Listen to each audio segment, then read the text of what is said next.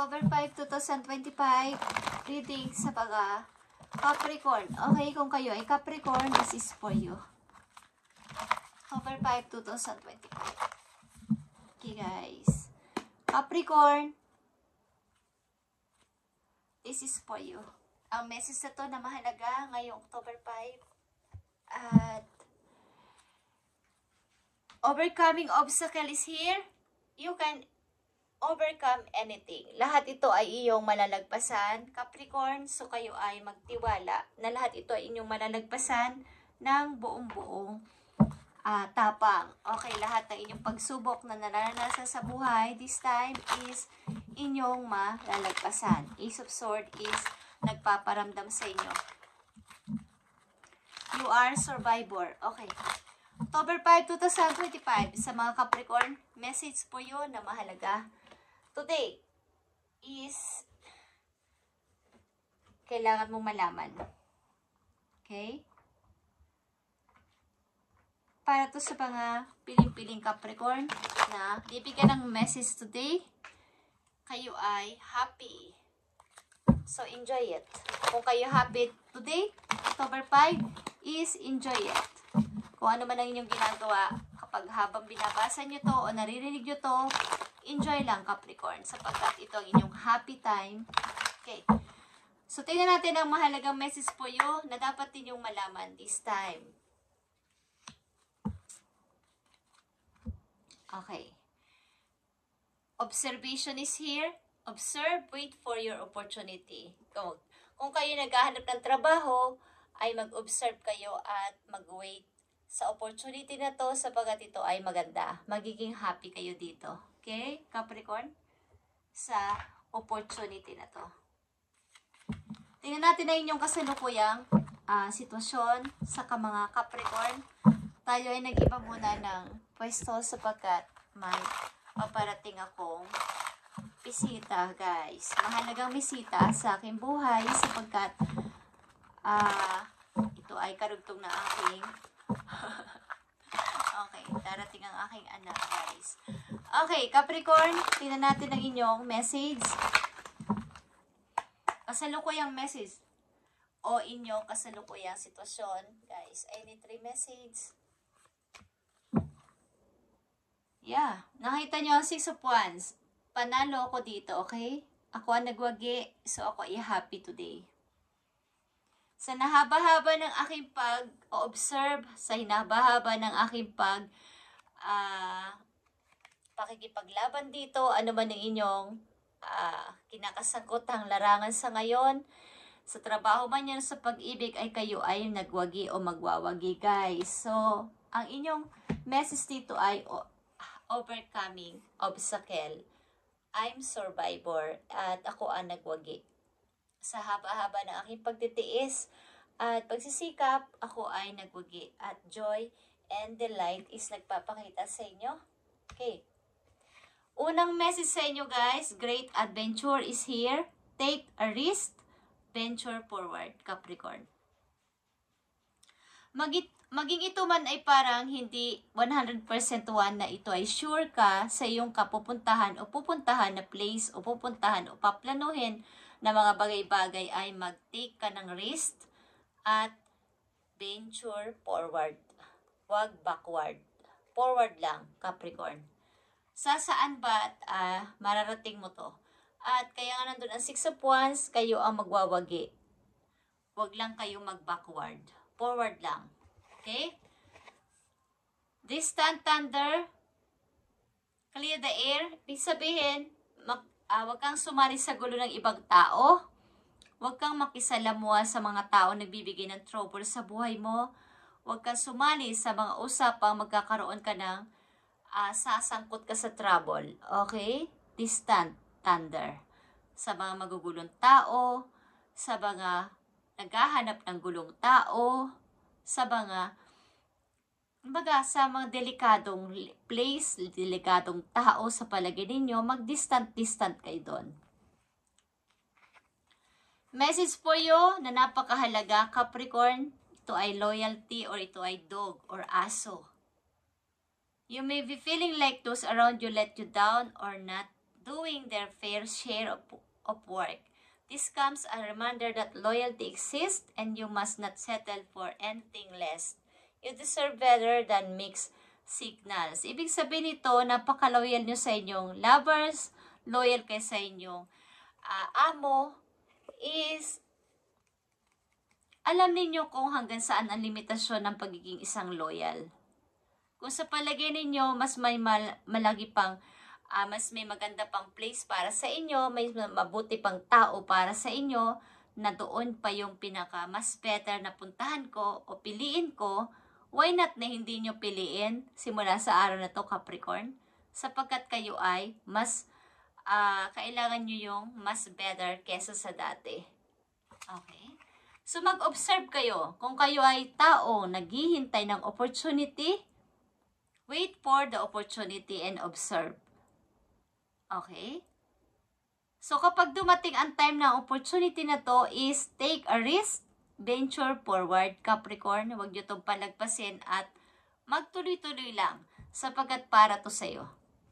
Ang inyong kasalukuyang sitwasyon, King of Swords is here. Okay. Six of Swords.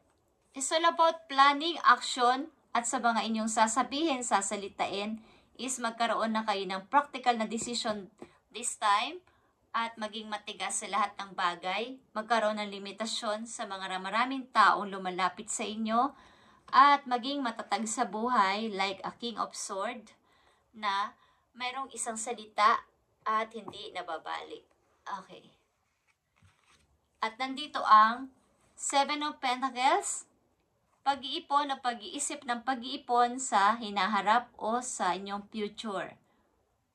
Maring ilan din sa inyo ay sumasali sa yung mga nag-iipon ng money sa online, okay? Yung mga Bitcoin, something. Yeah.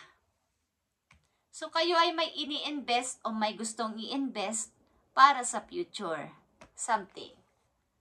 Pinag-iipunan nyo to para sa darating na pagre-retiro someday, Capricorn. So, speaking of money, tingnan natin ang inyong money and career. Maring mahalaga ito sapagkat may pinaghahandaan kayo dito sa Seven of Pentacles na to. Maring pag-i-start ng bagong negosyo, guys, is pinag-iisipan ng ilang Capricorn. So, kayo ay mag-observe sapagkat may darating na opportunity isa sa mga araw na to.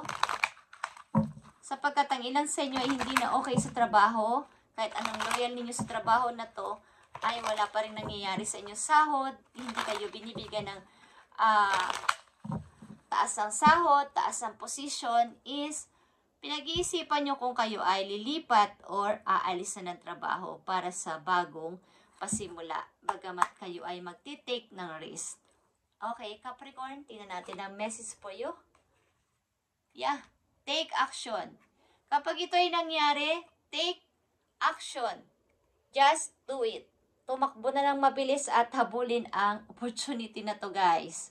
Stop procrastinating and takes that next step to move forward. Just do it.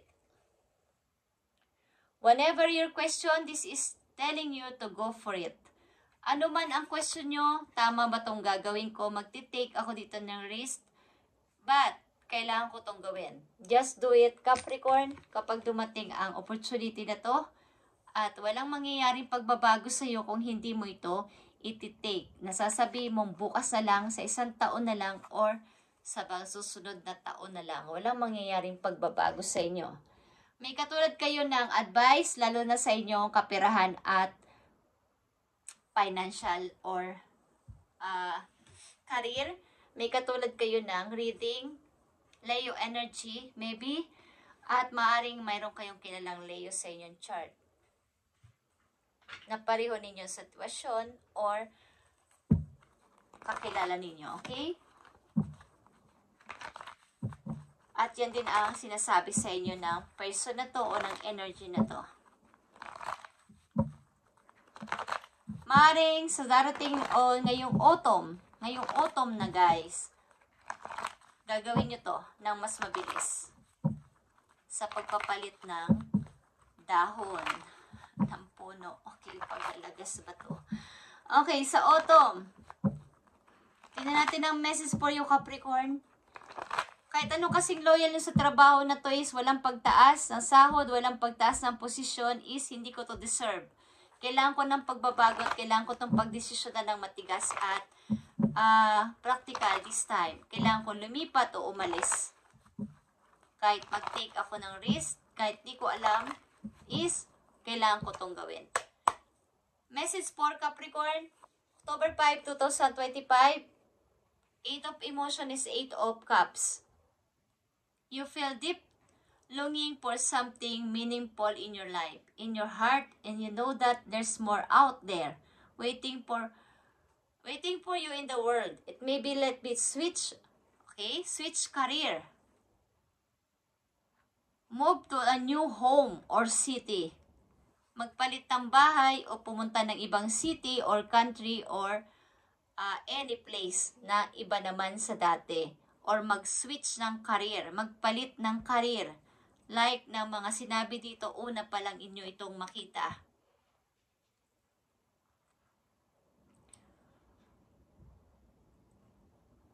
Okay? Or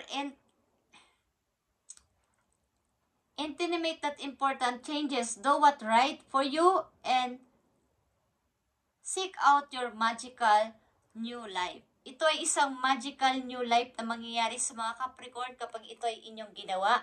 Kaya nandito ang take action, just do it. Ito man ay parang hindi ka sigurado, but take action and just do it para sa iyong pagbabago. Ito ay isang magical new life for you na masasabi mong, wow, nakaka-amaze ang nangyari sa aking pagbabago. Na nung nandun ako sa trabaho na yon, nandun ako sa sitwasyon na yon, andun ako sa relasyon na yon, is yun at yun everyday, para akong nadidrain, para akong walang silbi, parang wala akong alam sa buhay.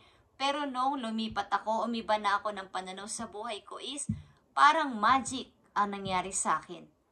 Parang something bago ako ngayon. Okay, Capricorn? Bagamat kayo ay loyal sa tao na to, loyal sa trabaho na to, loyal sa place na to, is hindi mo ito deserve, mas may deserve sa iyong mas better pa kesa dito. Sapagkat kayo ay loyal katulad ng aso. Loyal kayo sa amo ninyo katulad ng aso. So, ang ilan sa inyo ay naghihintay ng opportunity. So, observation is here. Observe, wait for the opportunity na talagang itinakda para sa iyo ni God. At take a risk dito, venture forward dito kapag nangyari ito, guys. Isa sa mga araw na to, mangyayari ito, guys. At huwag mo na itong palagpasin. Manifesting is here for you. Manifesting, guys. Manifesting. Great things are coming your way soon. All the tools you need to increase your incomes are within your reach. As opportunity may arise for you, showcase your talent. Okay. So, ito mangyayari sa iyo coming soon. Nandito na ito sa iyong way. Kailangan lang kayo ay mag-distance sa thunder, sa mga magugulong tao, maghahatid sa inyo ng trouble sa inyong buhay. Parang opportunity na to ay hindi ma-delay, hindi magkaroon ng delay. Katulad ng pagbaha, pagbagyo, okay, something, kaya hindi natutuloy ang lakad ng isang tao dahil malakas ang ulan, may bagyo, may baha. So, yun yung mga hadlang. Yun yung mga balakid na dapat ninyong ingatan na mangyari. Before pa mangyari yon, kailangan nyo mag-observe. Katulad ng pag-observe sa weather. Pagising pala ng ilang tao is nag-o-observe na sila, tumitingin, nagtitingin-tingin sa weather, sa balita kung uulan ngayong araw na to para makaiwas sa traffic, para makaiwas sa baha, para mas madaling umalis ng bahay. So, kailangan nyo mag-observe isa sa mga araw na to may mag-aalok sa inyo ng ganito, ganyan, Capricorn, is take it, take action. Okay? This is your napakagandang message today, October 5, 2025 sa mga Capricorn. At ito ay para sa iyo talaga sa may mga ganitong sitwasyon is para ito sa iyo, kaya ito pinapahatid sa iyo ng yung mga guidance ni Lord Universe at ng yung mga ancestors at spirit team galing sa langit is para kayo ay magkaroon ng guide dito sa lupa at sundin ninyo kung gusto ninyo.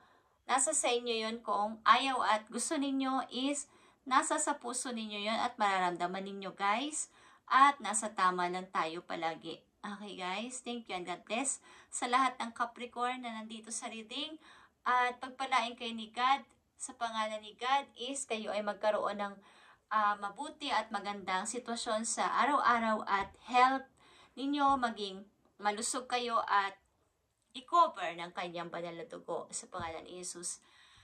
Amen and Amen, Capricorn. Thank you and God bless.